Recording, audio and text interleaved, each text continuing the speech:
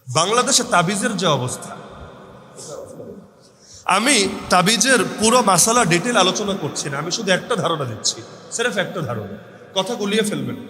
আমি তাবিজের মাসালা নিয়ে পুরো ডিটেল আলোচনা করছি না, এটা অন্য কোনো জমায় যদি সুযোগ থাকে একেবারে পয়েন্ট বাই পয়েন্ট ধরে ধরে সব দলিল প্রমাণ দিয়ে লম্বা আলোচনায় যাব।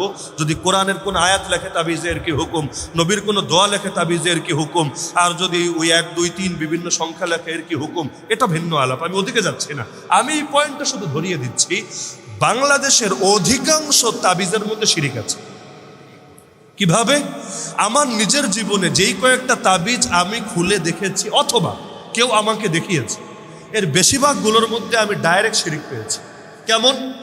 কোনোটায় ডাইরেক্ট নাম লেখা আছে শয়তানের বিভিন্ন নাম, মানে শয়তানরা ডাকছে। কোনোটায় ফেরাউন, হামান, কারুন, এই নামগুলো পেয়েছি। ফেরাউন, হামান, কারুন একেবারে তাবিজে স্পষ্ট লেখা। অনেকগুলো তাবিজ পেয়েছি এখানে মূর্তির মতো, মানে পুতুলের মতো ছবি আঁকা, মানে কি যেন একটা এঁকেছে, এটা আমরা নাম গন্ধ কিছু বুঝতে পারছি না, একটা মূর্তির মতো আঁকা, একটু চুল টুল দেওয়া, কান দেওয়া, ওই বাচ্চারা যেভাবে ছবি আঁকে আর কি, এটা দেওয়া, আর পাশে কিছু কথা লেখা। এটা যে কোন ভাষা বা অর্থ কি তা মাথায় ধরে না, বাকি এটা নিশ্চিত যে এর মধ্যে কোনো একটা কুফুরের আশ্রয় নেওয়া হয়েছে।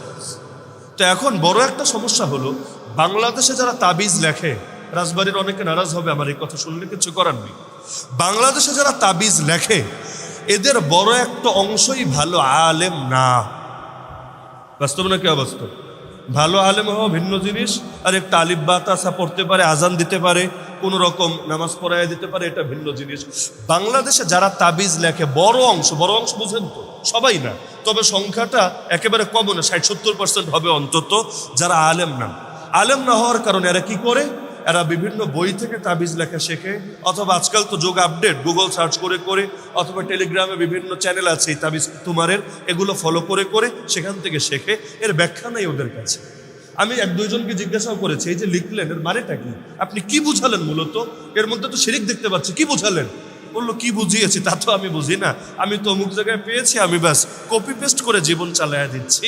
যে আমি পেয়েছি জাফরান কালি দিয়ে পূর্ণিমার রাত্রি গভীর রাত্রিতে অমুক নদীর পানি এনে তারপর এর সাথে মিশিয়ে এটা করতে হবে, বাস করেছি, আমার কাছে কোনো ব্যাখ্যা নাই। তো যার কাছে ব্যাখ্যা নেই তারা ধরবেন কিভাবে? ও তো কপি পেস্ট করে চলছে। তো এরকম যদি তাবিজ লেখনেওয়ালাদের অবস্থা হয়, তাহলে তার কাছে যাওয়াটাই তো ঈমান হুমকির মুখে ফেলার আলামত হবে। হ্যাঁ, বলবেন তাহলে সমাধান কি? আমাদের তো সমস্যা হয় একটা বাস্তব।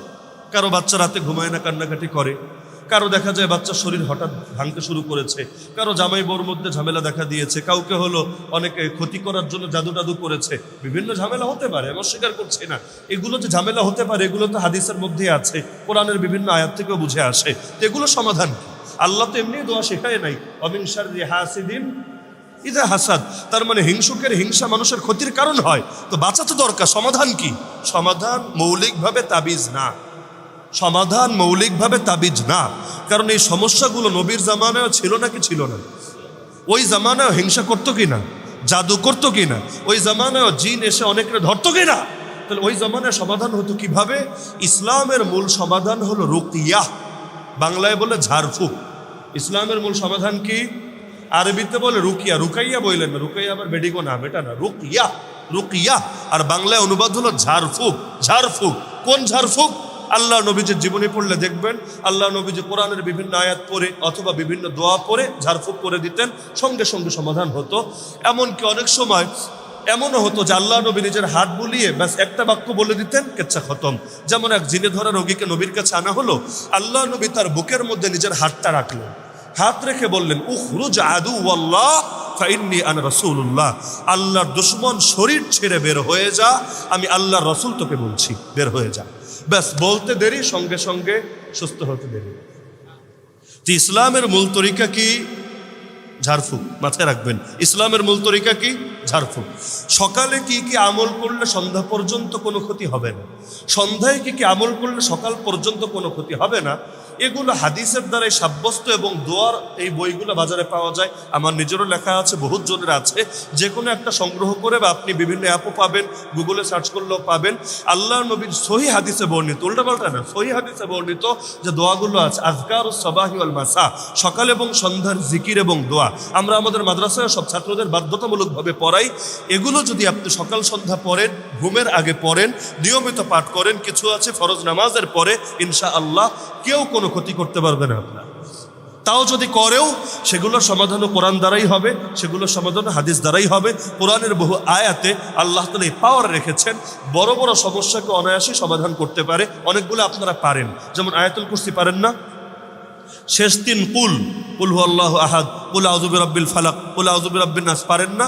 আর কিছু পারেন বা না পারেন, এগুলো নিজে পড়বেন, নিজের বাচ্চারে পড়ে প্রয়োজনে ফু দিয়ে দিবেন, ব্যাস।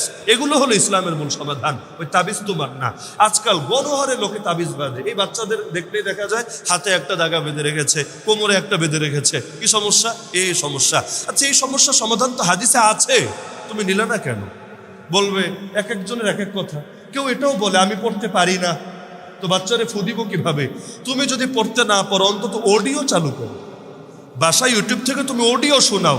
অডিও শোনালেও ফায়দা এক পর্যায়ে না হলেও মোটামুটি ফায়দা হয়, এর পর্যাপ্ত অভিজ্ঞতা আমাদের আছে। তো অন্তত যে কোনোভাবে শোনাও, কিন্তু এই আয়াতের উপর একিন নাই, হাদিসের উপর একিন নাই। একিন হলো কি লিখেছে না লিখেছে অস্পষ্ট জিনিসের উপর। অথচ যদি শিরকি কিছু লিখে থাকে, যেই কবিরাজের কাছে গেলেন, ও যদি শিরকি লেখা লেখে, কুফরি লেখা লেখে, ওর ইমানও শেষ, আপনার ইমান হুমকিল। তাহলে এগুলো বন্ধ কর। এই তাবিজ ব্যবসা ভাই বড় কঠিন ব্যবসা। আমি ওই যে শুরুতে বলেছি না যে অনেকে রাগ করবে, কারণ এটা ব্যবসায় হাত দিলে মানুষ সইতে পারে না। আরো 5 বছর আগে আমি যখন এই যে ভাজনচালা মসজিদে বসে আমি বলেছিলাম যে কোরবানি নিজেরা জবাই নিজেরা করবে, নিজের পশু জবাই নিজেরা করবেন। আর কেউ যদি অক্ষম হন, না পারেন, এমন দুর্বল লোক আছে, হার্ট দুর্বল, পারেই না, বা যারা শরীকে আছে কেউই পারে না, তাহলে ভিন্ন আলাপ। তাহলে যে উত্তমভাবে পারে তার সাহায্য নেন, সমস্যা নেই। কিন্তু নিজে যদি পারেন তাহলে অন্য কেউ দিয়ে করায়েন না, নিজের পশু নিজেই করেন, এটাই সুন্নাহ। রাসূল নিজেই করেছেন, সাহাবীরা নিজেই করেছেন, এটাই সুন্নাহ। এবং আপনার দিলে যে আবেগ থাকবে, এটা আমার দিলে থাকবে না, স্বাভাবিক ব্যাপার। আপনার বাপের জন্য দোয়া করলে আপনি যে আবেগ নিয়ে করবেন, আমি সে আবেগ নিয়ে করতে পারবো না। তো নিজে পারলে নিজেই করেন, এটাই উত্তম, এতেই দিলের কোরবানি বেশি হবে। তখন দেখা গেল অনেকজন রাগ করেছে আমার উপর, আমি নাম বলবো না, অনেকজন রাগ করেছে। কেন? কারণ জবাই করলে 200-400 করে যদি পাওয়া যায়, তাহলে 20 জনের জবাই করলে মোটামুটি একটা ভালো অ্যামাউন্ট তো হয়ে যায়, একদম খারাপ না। একদিনে যা আসে মাগনা, তাই তো ভালো। তো এখন অনেকে রাগ করলো যে কি রে, আমাদের রিজিকে হাত দেওয়া লাগলো। কিন্তু বিষয়টা তো আসলে রিজিকে হাত দেওয়ার বিষয় না, যা বাস্তবতা তা তো বলা লাগবে। তো কেউ যদি তাবিজ তুমারের ব্যবসায়ী করে, যেভাবেই হোক, ভালোভাবেই হোক, মন্দভাবেই হোক, শিরকিভাবেই হোক, বৈধভাবেই হোক, আর আমি যদি মানুষের রুকিয়া প্রমোট করি, আর রুকিয়া করতে বড় হুজুরের কাছেও যাওয়া লাগবে না। হুজুরের কাছে গেলে যেতে পারেন, যেমন সাহাবীরাও নবীজির কাছে নিয়ে এসেছেন। কিন্তু আপনি নিজেও করতে পারবেন যদি আয়াতগুলো, হাদিসগুলো আপনার জানা থাকে। তখন তো অনেকেই রাগ করবে, হায় রে কই হাত দিল রে, মাসে 50,000 পুরাই শেষ। তো মুশকিল ব্যাপার এগুলো, কিন্তু যেটা বাস্তবতা সেটা বলা দরকার নাকি দরকার না? তো মাথায় রাখবেন, তাবিজ তোমার ইসলামের মূল সমাধান না। ইসলামের মূল সমাধান কি? রুকিয়া। মূল সমাধান কি? রুকিয়া। বাংলায় বললে ঝাড়ফুঁক। তবে মন্ত্র পড়ে ঝাড়ফুঁক, মন্ত্র পড়ে ঝাড়ফুঁক, কি পড়ে ঝাড়ফুঁক? হ্যাঁ, এখন যদি আবার ওই যে কবিরাজে মন্ত্র পড়ে ঝাড়ফুঁক করে দেয়, যে তাবিজ ব্যবসা বাদ, এবার ঝাড়ফুঁকের ব্যবসা চলবে। এখন বিভিন্ন কালী মন্ত্র, এই মন্ত্র সেই মন্ত্র পড়ে ছু আর ফু দিতে থাকে, এতে কাজ হবে না, এতে ঈমান আরো বেশি বরবাদ হবে। বরং এটাও দিতে হবে কিভাবে? আয়াত পড়ে বা হাদিস পড়ে, যেটা ইসলামের মধ্যে অনুমোদিত আছে।